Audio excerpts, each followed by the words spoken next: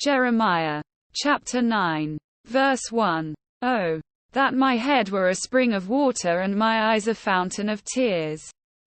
I would weep day and night for the slain of my people.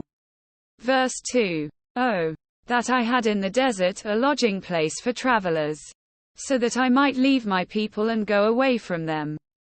For they are all adulterers, a crowd of unfaithful people. Verse 3. They make ready their tongue like a bow, to shoot lies. It is not by truth that they triumph in the land.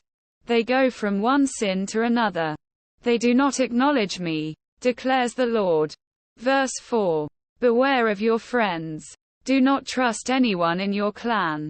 For every one of them is a deceiver, and every friend a slanderer. Verse 5. Friend deceives friend, and no one speaks the truth. They have taught their tongues to lie. They weary themselves with sinning. Verse 6.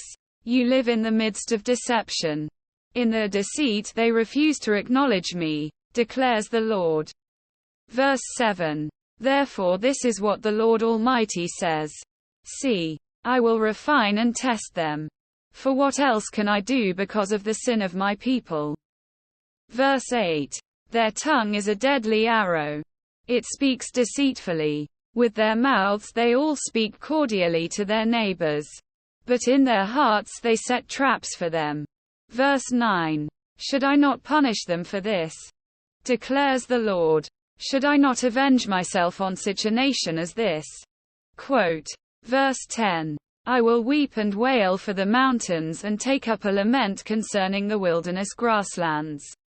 They are desolate and untraveled, and the lowing of cattle is not heard. The birds have all fled and the animals are gone.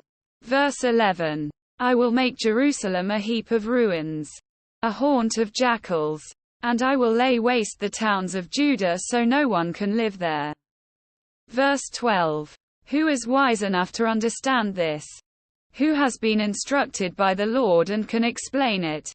Why has the land been ruined and laid waste like a desert that no one can cross?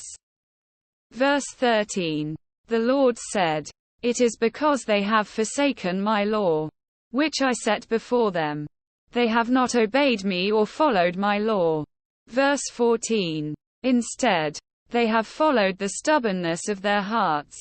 They have followed the Baals, as their ancestors taught them. Verse 15. Therefore this is what the Lord Almighty, the God of Israel, says. See, I will make this people eat bitter food and drink poisoned water.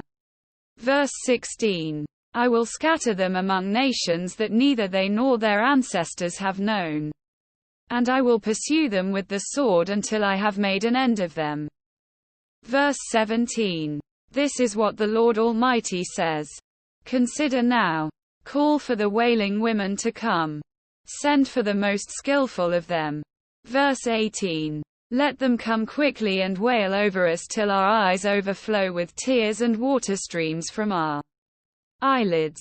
Verse 19. The sound of wailing is heard from Zion. How ruined we are!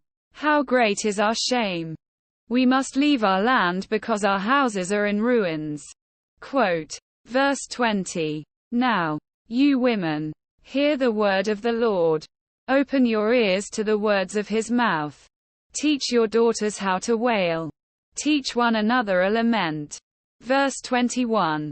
Death has climbed in through our windows and has entered our fortresses. It has removed the children from the streets and the young men from the public squares. Verse 22. Say, this is what the Lord declares. Dead bodies will lie like dung on the open field, like cut grain behind the reaper, with no one to gather them.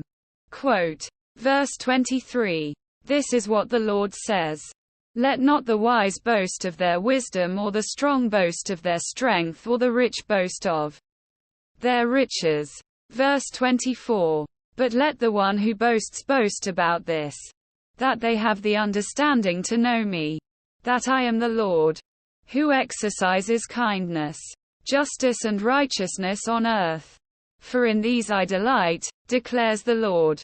Verse 25. The days are coming, declares the Lord, when I will punish all who are circumcised only in the flesh. Verse 26. Egypt, Judah, Edom, Ammon, Moab and all who live in the wilderness in distant places. For all these nations are really uncircumcised. And even the whole house of Israel is uncircumcised in heart.